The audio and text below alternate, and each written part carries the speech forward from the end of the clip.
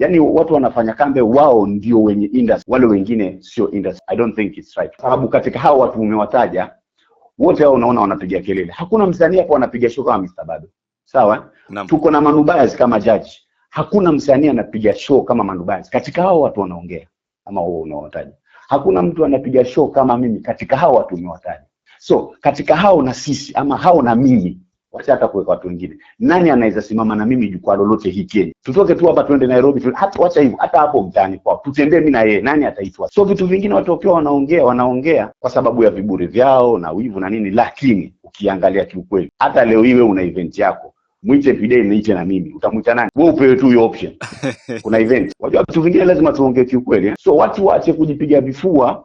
Sisi tu boss, mimi nikisema niko na bragging rights kama zote. Sawa?